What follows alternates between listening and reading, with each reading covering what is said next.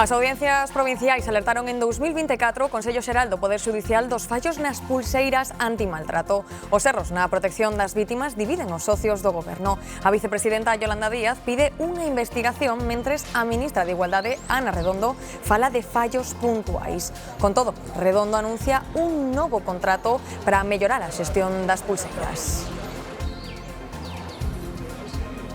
O Goberno galego reforza a seguridade no centro que vai acoller menores inmigrantes en Monforte tras os ataques con cócteles incendiarios e pídelles o Executivo Central e o Concello que fagan o mesmo. A conselleira de Política Social, Fabiola García, di que non admitirá chantaxes dos violentos. Varios aeroportos europeos seguen arrastrando os efectos do ciberataque do venres pasado, sobre todo en Bruxelas, con máis de 60 voos cancelados hoxe. Neste telexornal Mediodía veremos como a inteligencia artificial facilita este tipo de ataques cibernéticos, pero tamén é unha aliada para previlos. De la misma manera que los malos los utilizan para automatizar sus ataques y hacerlos más creíbles, desde el lado defensivo lo utilizamos para automatizar la detección y que nos facilite la vida.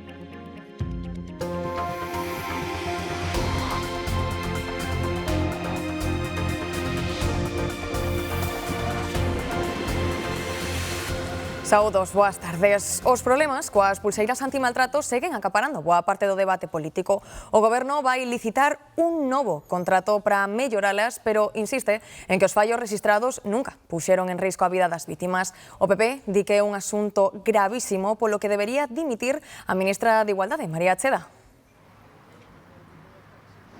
Si Antía, o Executivo admite, aínda que dun xeito tímido, que houbo erros, pero que non existiu unha fenda para a seguridade das vítimas. Malia isto, hoxe mesmo a ministra anunciou que nos vindeiros meses licitará un novo concurso para mellorar estes dispositivos. Pero o Partido Popular chega tarde e máis aseguran que o Goberno era coñecedor destes problemas e ocultáronos. Tamén, tímidamente, Yolanda Díaz hoxe pediu unha pequena investigación, algo que xa desbotan os socialistas e noticia de última hora tamén o Consello Xeral do Poder Xudicial desminte o Goberno, din que lles alertaron de que había estes erros e que non se solventou o problema. Nuns meses o Goberno licitará un novo contrato para a xestión das pulseiras antimaltrato. Aínda así fai un chamamento á tranquilidade. Las pulseras funcionan. El dispositivo Cometa siempre ha funcionado y sigue funcionando correctamente. Salva vidas a diario. E minimiza os fallos rexistrados cando se cambiou de compañía a comezos de 2024. En esa migración de datos hubo algunos problemas técnicos porque la tecnología falla.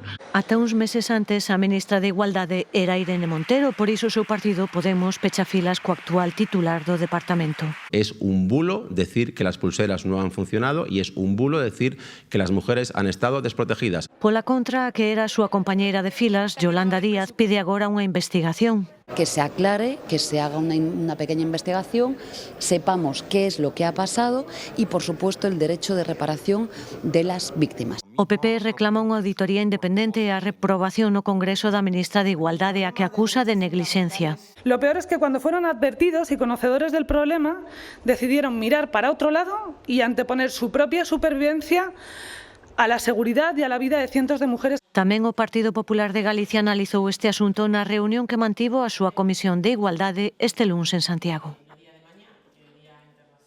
Os xuíces manteñen que alertaron sobre o mal funcionamento das pulseiras unha das últimas veces en marzo deste ano. Fixérono tras as xornadas que os presidentes das audiencias provinciais celebraron en Canarias e deixárono por escrito. Os dispositivos presentan erros técnicos por localizacións erróneas e pediron que se revisen e corrixan as disfuncións. Los dispositivos parece ser que no tienen una calidad como la que se debe de esperar. Hay problemas de geolocalización que no se da señal y ha habido incluso de errores de señal, que te dice que está en un sitio, pero la persona está en otro sitio distinto porque incluso se está visualizando y da fallo o saltan alertas que no deben saltar. Nesas xornadas, os presidentes das audiencias provinciais pedían tamén que se reforzara o cadro de persoal do Centro Cometa, o que se encarga de xestionar as pulseiras antimaltrato.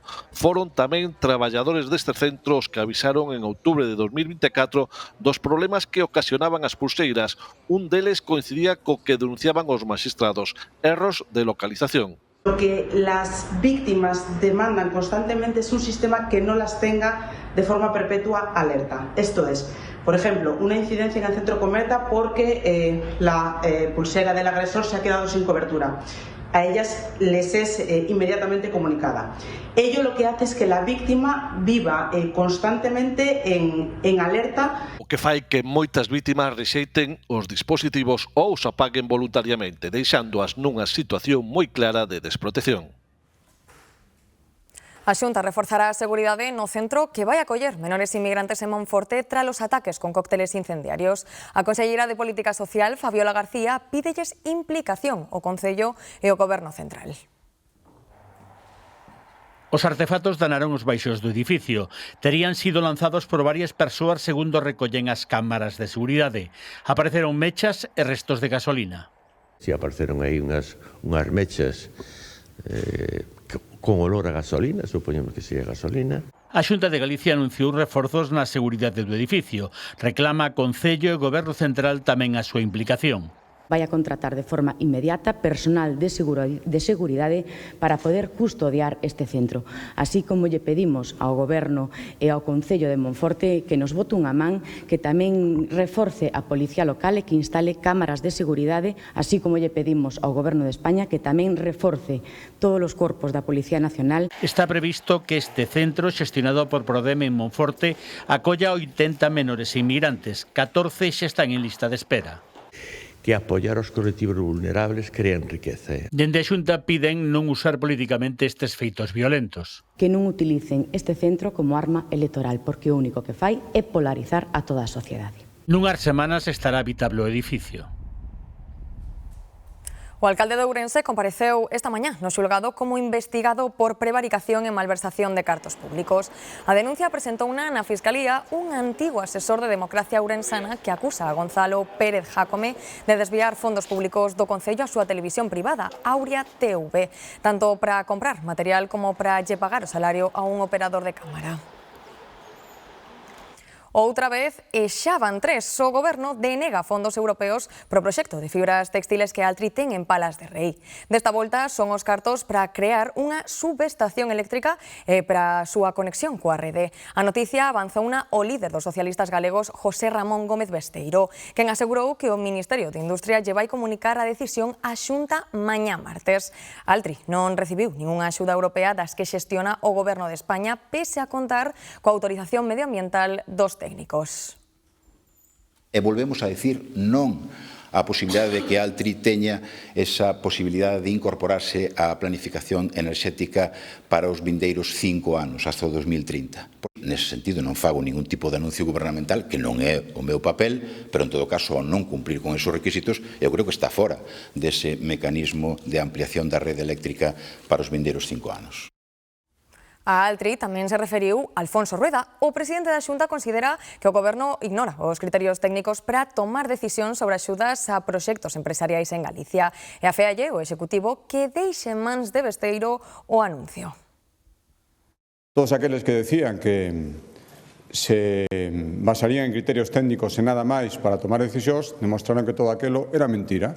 Eu volvo a decir o ditamen neste e noutros proxectos, porque pode pasar con calquera que algo que os técnicos avalan despois da información, pode chegar un diputado da oposición, falar en nome de todo un goberno, demostrando a falta de respeto institucional, e decir o que sí o que non. Eu volvo a decir que este tipo de actitudes a outras comunidades autónomas que lles manteñen no goberno non se atreven a facer.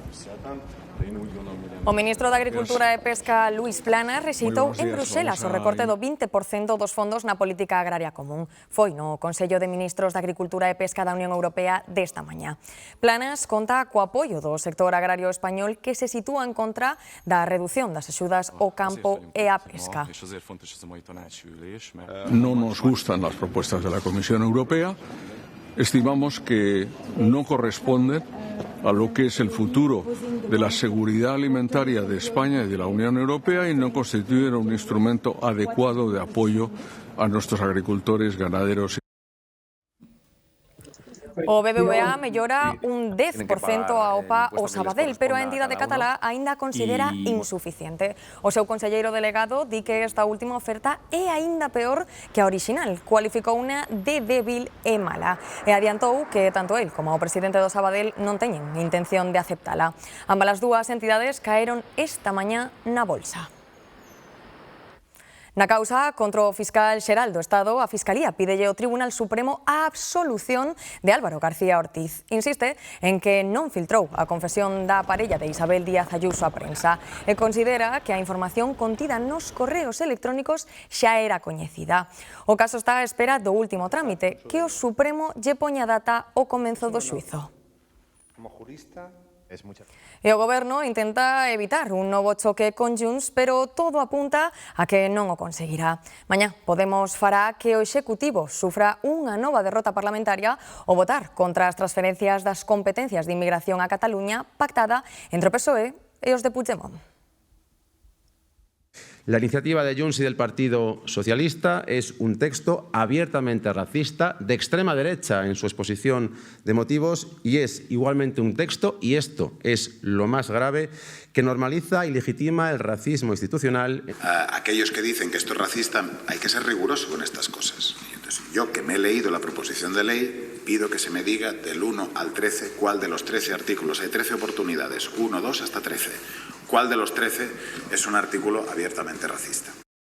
E os líderes mundiais reúnense esta semana en Nova York para impulsar o recoñecemento do Estado palestino.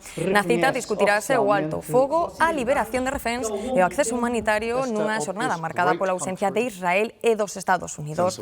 Palestina si participará, pero farao por videoconferencia.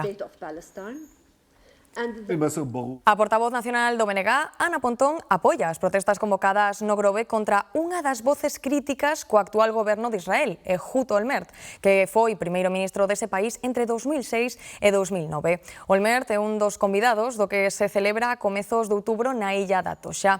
A pesar da súa opinión crítica con Netanyahu, o BNG chama ao boicot para impedir que participe nese foro de debate. Din que a súa presenza supón branquear unha persoa que tivo responsabilidades na ocupación da Franxa de Gaza.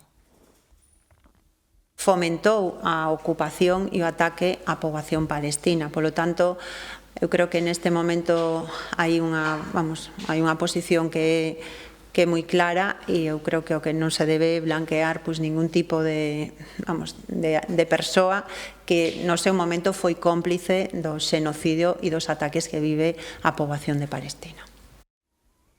Nos Estados Unidos, 70.000 persoas acudiron ao funeral polo activista Charlie Kirk en Arizona. Un acto multitudinario que nos deixou esta imaxe. O reencontro entre Donald Trump e Elon Musk. Houbo moitos discursos marcados pola religión e a política, como o do vicepresidente Pence, que enxalzou a Kirk como mártir e heroe nacional. A viúva dixo que perdoaba o seu asasino. Trump volveu a acusar a esquerda radical do crime. He was a missionary with a noble spirit and a great, great purpose. He did not hate his opponents. He wanted the best for them. That's where I disagreed with Charlie. I hate my opponent. And I don't want the best for them. I'm sorry. E a semana comeza aínda con moitas incidencias en varios aeroportos europeos onde seguen coleando os efectos do ciberataque deste venres. O máis afectado é un dos aeroportos de Bruxelas. María. Si este aeroporto bruxelés aínda non recuperou a normalidade, hoxe luns son 63 os voos cancelados, entre eles conexións con España, por exemplo, un voo a Madrid e outro a Alicante que non sairán no día de hoxe. Tamén hai numerosas operacións que están sufrindo atrasos de horas. Por exemplo, outro dos voos a Madrid que tiña que sair ás 2:20 da tarde, agora mesmo na gran pantalla que teño detrás están anunciando que non sairá ata as 6 da tarde. É por iso que por momentos aínda se forman longas ringleiras fronte aos mostradores de facturación porque por terceiro día consecutivo ese rexistro de pasaxeiros estáse facendo de xeito manual ou con portátiles ou con tabletas, o que está ralentizando moito o procedemento. Así é todo, desde os altofalantes do aeroporto seguen anunciando a incidencia e advirten aos pasaxeiros de que comproben o estado do seu voo. Viaxeiros que están chegando aquí á terminal cunha maior previsión do habitual. De momento, a orixe da ciberataque aínda é descoñecida, así como tampouco desde o aeroporto precisan cando van solucionar o problema ao 100%. O aeroporto de Bruxelas continúa rexistrando cancelacións e atrasos como consecuencia do ataque informático contra o provedor dos servizos de facturación e embarque. Durante esta xornada quedaron anulados 40 voos con saída do aeroporto bruxelés e outros 23 con destino á capital belga. O ciberataque obrigou a que as operacións de rexistro e embarque se fagan manualmente, provocando atrasos noutros enlaces, pese ao personal adicional desplegado polo aeroporto. Ahora mismo está todo bien, pero ayer sí que cancelaron varios vuelos de nuestros compañeros que tuvieron que ir en coche hasta Barcelona. Hay un problema de mucha gente, pero parece que el vuelo sale. Teóricamente no debe haber nada porque no nos han comunicado nada por el teléfono. Os outros dous aeroportos afectados, o de Berlín, Brandeburgo e o de Heathrow en Londres, rexistran demoras en todos os voos, que en algúns casos superan a hora de duración. Entramos na sede dunha das principais empresas galegas de ciberseguridade. Nesas pantallas están librando unha guerra sen cuartel. A intelixencia artificial mellora os ataques informáticos, fainos máis sofisticados, máis personalizados, máis cribles. O clonado da voz, o clonado de vídeo. Podemos facer vídeos que son verosímiles a día de hoxe, que poden ter un impacto nas persoas e non somos capaces de discernir.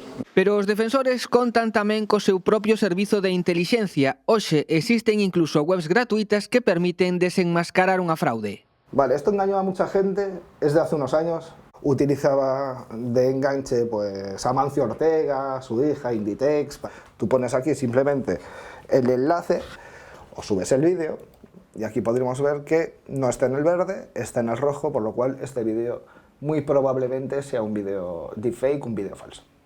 Somos tamén capaces de predecir comportamentos anómalos de maneira moito máis fácil, non? Porque ao fin e ao cabo podemos entrenar as inteligencias artificiales con parámetros de como funciona unha empresa, con parámetros que nos permiten a nós saber como é un ciclo normal dun proceso de negocio e detectar eses comportamentos que se saen fora do normal.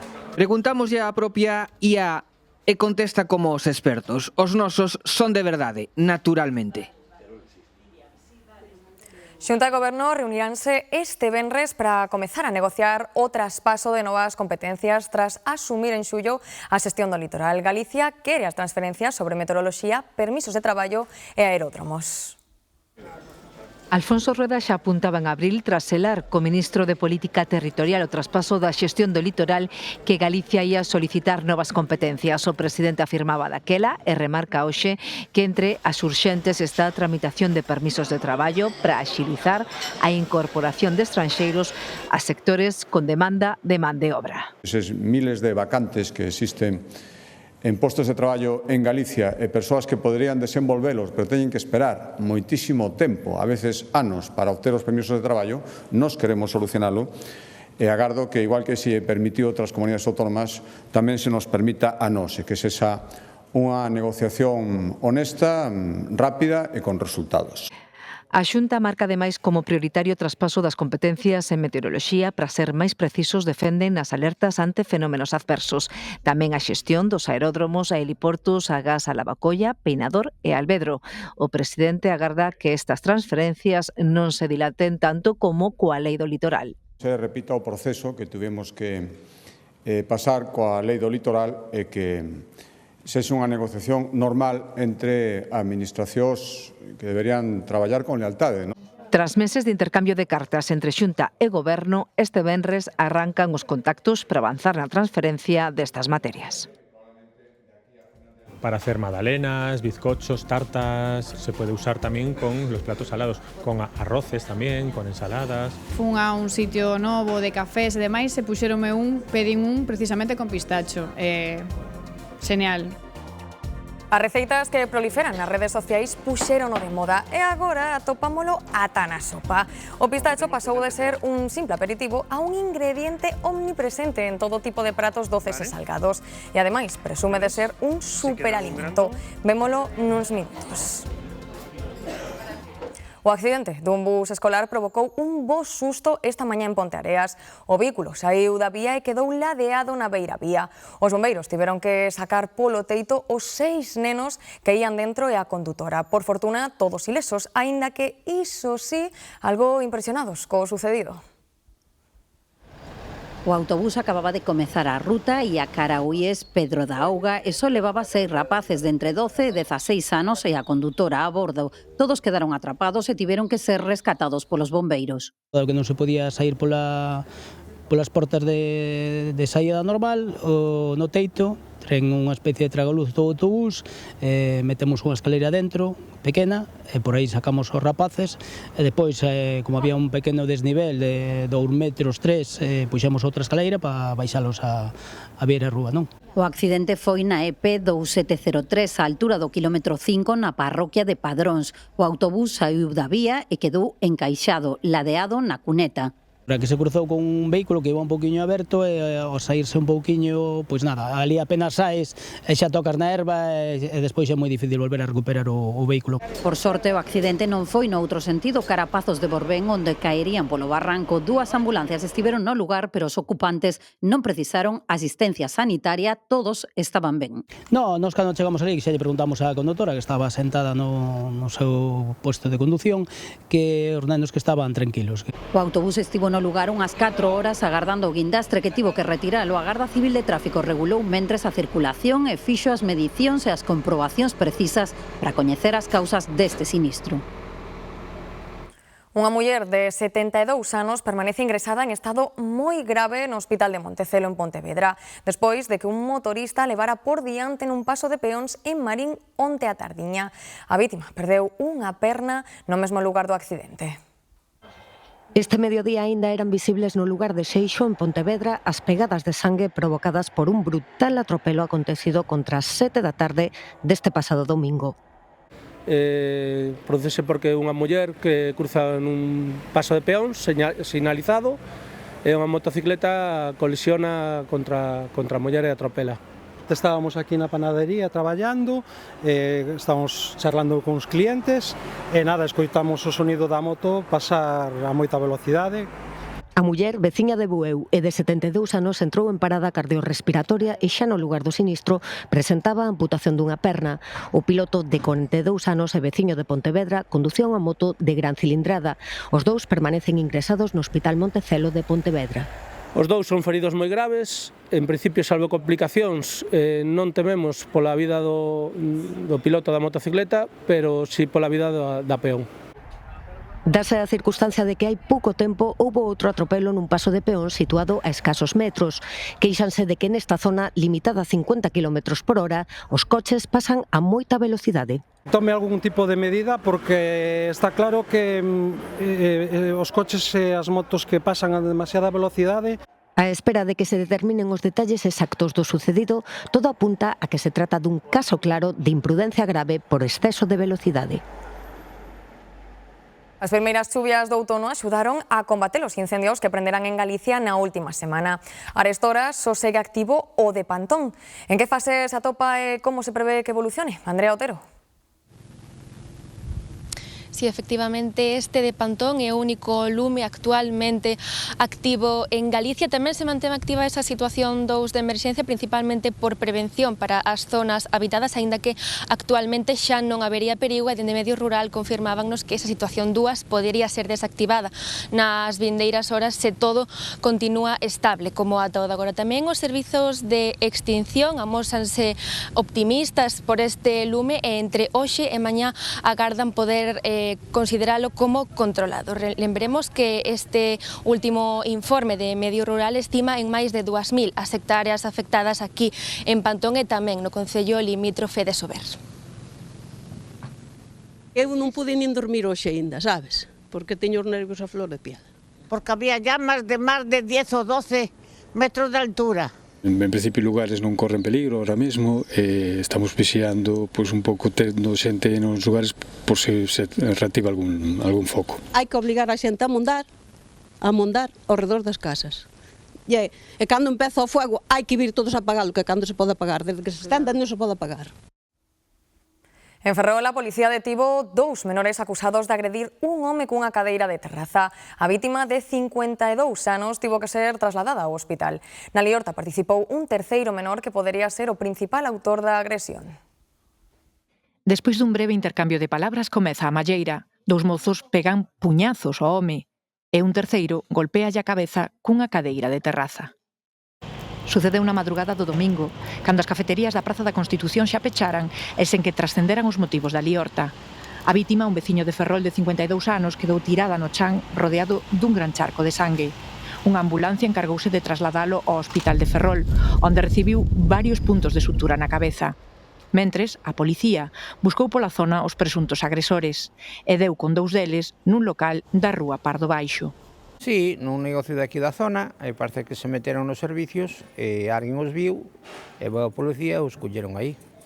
Os detidos, de 17 anos, naturais de Narón e Ferrol, negáronse a declarar e están pendentes de facelo ante a Fiscalía de Menores. Queda por identificar o terceiro menor supostamente implicado na malleira, que podería ser, ademais, o que usou a cadeira para golpear a vítima. Na Coruña suspendeuse unha vez máis o xuízo contra 7 persoas acusadas de traficar con drogas a grande escala nunha operación de hai 2 anos. Os 3 únicos detidos que aínda están en prisión saen en liberdade provisional alegando arraigamento familiar. Un por un foron defendendo a súa saída do cárcere a liberdade condicional á espera de que se celebre o xuízo. A familia aquí de toda a vida, toda a miña familia reside aquí, non tengo intención ninguna de ir a ningún sitio ni de evadir a justicia. Dos 7 acusados, só 3 seguen entre reixas e como xa fixeran os seus abogados, os 3 usaron o arraigamento familiar para convencer o tribunal. De pouco valeu a posición do fiscal despois de 2 anos en prisión provisional. Son 2 anos, máis ou menos, aínda que, espero que non, pero aínda que tivera unha pena de 8 anos de prisión, el xa cumpliu a 4ª parte. Polo tanto, tería beneficios penitenciarios agora. En outubro cúmprense 2 anos daquela operación en que detiveron estas 7 persoas en puntos distintos por traficar con droga a grande escala. En total, 141 kilos de cannabis, cetamina e éxtase en un camión que saíra do Porto da Coruña, 5 kilos de cocaína nun coche enteo e cantidades máis pequenas no domicilio doutros supostos implicados. A droga superaría 1,5 millón de euros. Fernando recoñeceu a súa participación. Penso que colaborou desde o primeiro momento. Ábrese a posibilidade dunha conformidade, neste caso, unha conformidade para o noso cliente, estáse tratando coa Fiscalía. Recoñecen os feitos, pero negan formar parte dunha mesma organización. Persoas que confluyen nun momento determinado nunha actividade delictiva, pero que entendo que cada un ten o seu rol. Atendendo a ese rol, enfrontanse apenas de entre 4 anos e medio e 18 anos de cárcere. O xuízo quedou aprazado para o ano que ven, sen data fixa, á espera de cadrar axendas. E seguen sen atopar o veciño de Sada de 73 anos que desapareceu o venres pasado. Na busca participan varias patrullas de seguridade cidadá da comarca, axentes das forzas de seguridade e cans tamén rastrexan dende o aire, Alejandro. Sí, as tarefas de busca esta mañá centráronse aquí neste concello de Sada, pero durante a tarde vanse a ampliar a outros puntos como, por exemplo, Lorbé ou Redes. A Celso Pérez, de 73 anos, perdeuselle a pista o pasado venres, sofre Alzheimer e tamén algunha outra enfermidade degenerativa e no momento da súa desaparición vestía unha camiseta a rayas e tamén un pantalón vaqueiro. Segundo nos comentaban algúns familiares, a principal pista agora mesmo son unhas imaxes gravadas por unha cámara de seguridade dunha vivenda, por iso hai desplegado un importante operativo de busca formado por patrullas da Garda Civil, da Policía Local, medios aéreos e tamén cans adiestrados e patrullas de veciños, familiares e tamén voluntarios. No caso de coñecer algunha pista, piden que se comunique o antes posible ás autoridades pertinentes. Cuarto día de busca, un amplo dispositivo no que participaron tamén cans adestrados e un helicóptero da Garda Civil trata de localizar a Celso Pérez Regueiro, de 73 anos de idade. El sábado le dimos el olor de referencia al perro, marcó un pequeño rastro, pero bueno, no es fiable. As ordes que temos por parte da Garda Civil que sería enfocarnos de cara a ver se podemos ver algunha imaxe de algunha cámara, tanto de algún domicilio como, máis probablemente, de algún local comercial. Foi visto por última vez o venres pasado contra as 2:30 da tarde na zona do Tarabelo. O seu fillo contounos fora de cámara que ese día, contra as 8:30 da tarde, o chamou o móvil e que lle dixo que estaba regresando á casa. Ao non chegar, interpuxeron a denuncia. Ao principio manexábamos a idea de que ele podía haber saído a recoller castañas, que era unha costume del.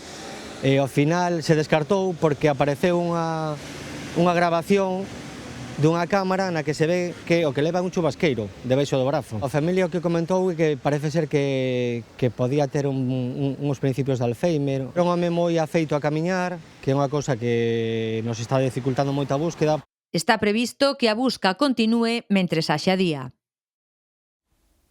Xa está en marcha a campaña para vacinar os bebés contra o virus que provoca a bronquiolite, a enfermidade respiratoria máis frecuente e perigosa en lactantes. Os que nazan a partir de hoxe ata finais de marzo vacinaránse directamente nos hospitais e os que naceron entre o 1 de abril e o 21 de setembro deste ano recibirana a partir do próximo luns. Tamén citarán os prematuros de menos dun ano e os bebés de alto risco de ata 2 anos.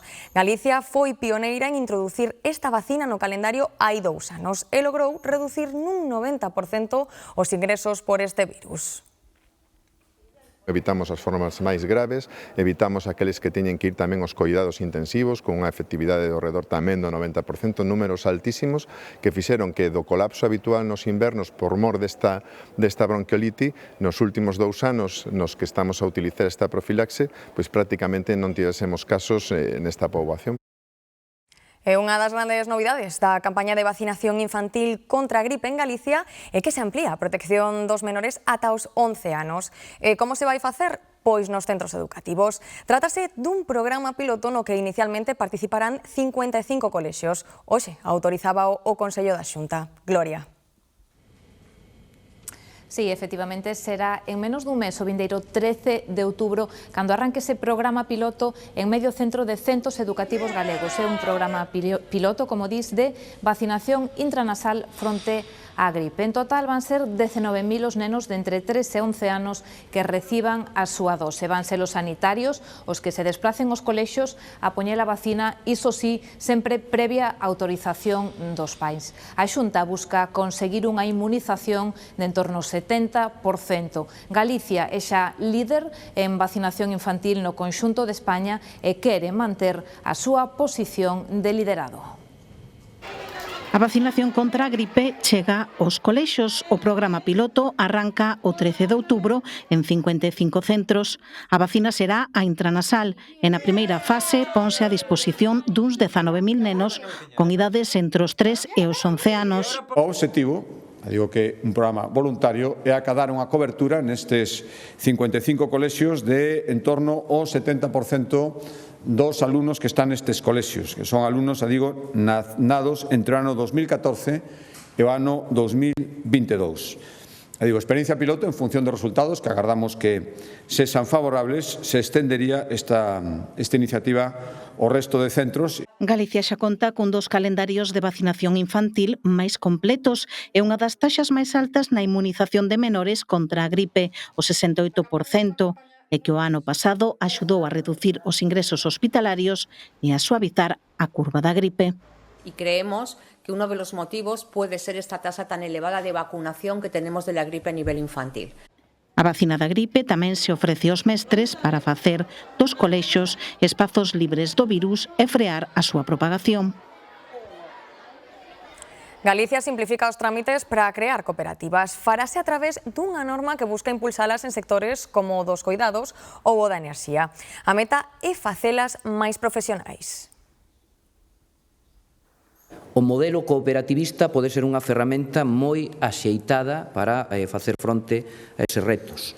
E esta lei é, por lo tanto, expresión clara do compromiso de Galicia cun sector, o sector cooperativo, a economía social, que pon as persoas no centro. E cada 22 de setembro celébrase o Día Mundial Sen Coches, unha xornada auspiciada pola ONU e a Unión Europea que pretende concienciar a cidadanía para avanzar cara a un novo modelo de mobilidade. Nuria. Sí, iso sí, unha xornada de mobilidade que a maioría de persoas certamente descoñecen, a pesar de que leva celebrándose dende hai máis de 25 anos. O que vimos hoxe na rúa aquí en Vigo é que a maioría de persoas se desplazan da forma en que o fan habitualmente. Iso sí, nos últimos tempos vemos como cada vez son máis os cidadáns que optan por deixar o coche na casa, optan así polo transporte público, a bicicleta, o monopatín ou simplemente por camiñar pola cidade. E é que cada vez que deixamos o coche na casa, cada vez que deixamos de encendelo, deixamos de emitir sustancias nocivas á atmosfera, como pode ser o monóxido de nitróxeno ou de carbono. Un pequeno xesto que contribúe a unha mellor saúde do planeta, a unha mellor saúde nosa dos cidadáns e tamén das contas públicas, toda vez que se aforran inxentes gastos á seguridade social. En coche ou en bus ata a estación e despois coller un bus ou un tren para desplazarse entre cidades. O modelo de mobilidade interurbana ten cambiado nos últimos anos. Desde 2019 ata hoxe, o número de persoas que viaxan en tren aumentou un 8,9%. Realmente lo están haciendo bastante bien con la facilidad que tienen los trenes cuando van bien, que no siempre van bien. Así que prefiero bus. Hoxe, o Día Mundial sen Coches pasou para moitos desapercibido e usaron o medio habitual. Usamos el coche. Debo ser restricción, porque xa ves que vou camiñando. Son moi partidaria de coller o autobús cando me fai falta. Evidentemente, sin coche, a veces non se pode. E hai buses que pasan cada unha hora. Se pusieran máis seguido, la gente xa non usaría tanto el coche. Miramos os datos, parece que perdimos un pouco o norte, porque fai 30 anos en España tiñamos un parque móvil preto de 15 millóns de automóviles a motor e a día de hoxe temos preto de 40.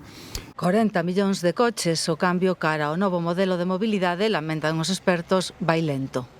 Estaríamos aforrando preto de 15.000 mortes prematuras ao ano pola mala calidade do aire nas cidades.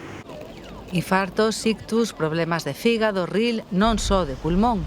De piel, de visión, de estrés, de oído. E os gastos en sanidade que leva a paliar ou tratar estas enfermidades son preto de 45.000 millóns de euros ao ano. Aínda que moitos cidadáns din que para usar menos o coche, aínda fan falta melloras. Pero es muy complicado en España tomar la bici en el tren. Pero os que viaxan en avión arranca a temporada forte dos voos charter que conectan Galicia con destinos antes impensables. Unha boa nova, despois de que Ryanair recortase a súa oferta de inverno dende os aeroportos galegos. A anunciada desbandada de Ryanair deixa orfos os aeroportos galegos.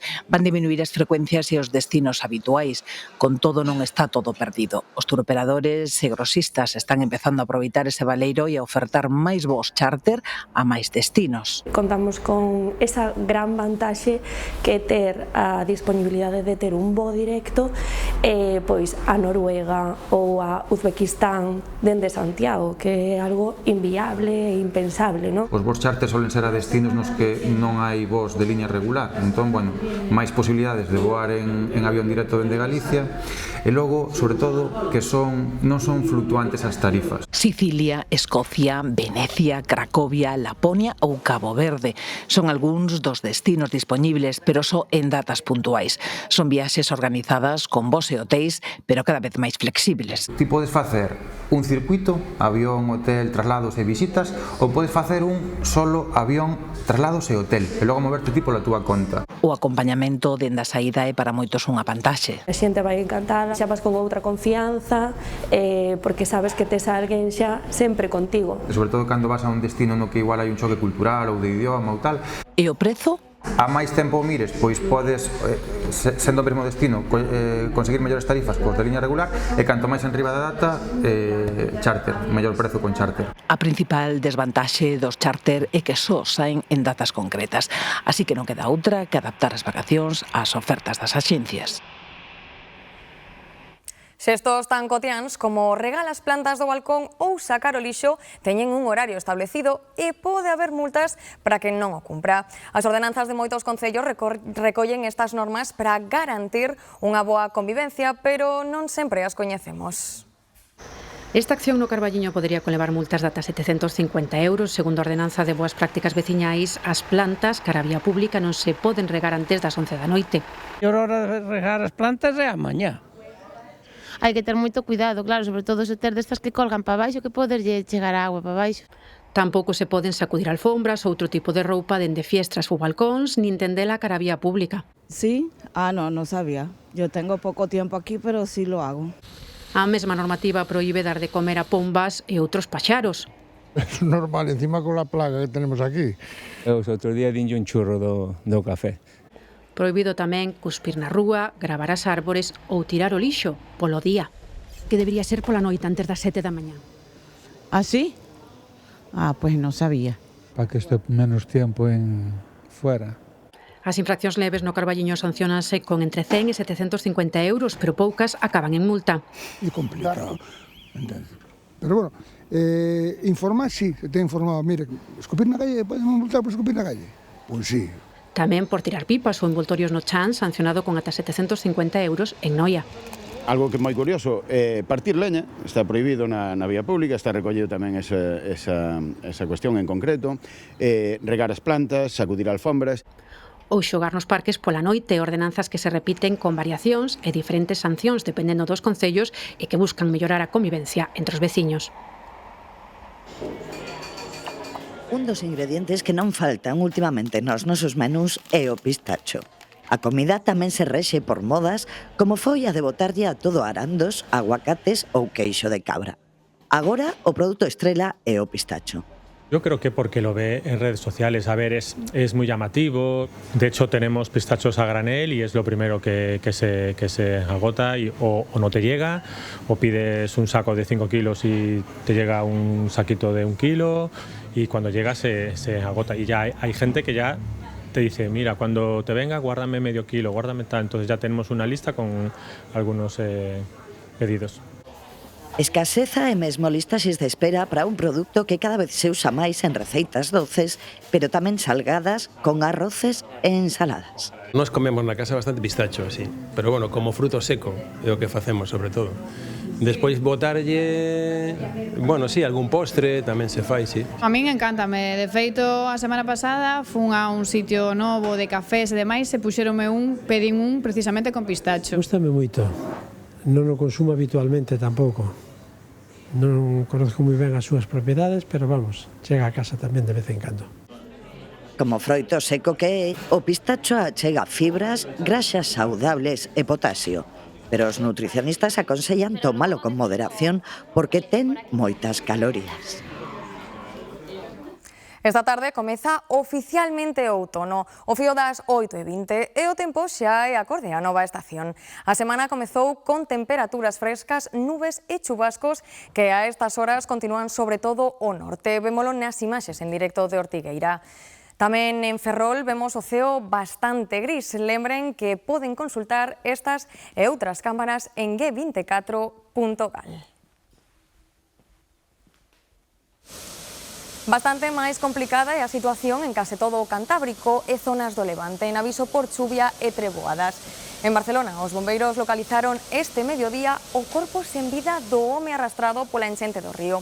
No coche que conducía viaxaba tamén o seu fillo de 10 anos que apareceu morto este domingo augas abaixo. Os bombeiros ampliaron os traballos de busca ata a desembocadura do río. Onte caeron en Cataluña máis de 100 litros por metro cadrado en zonas do interior.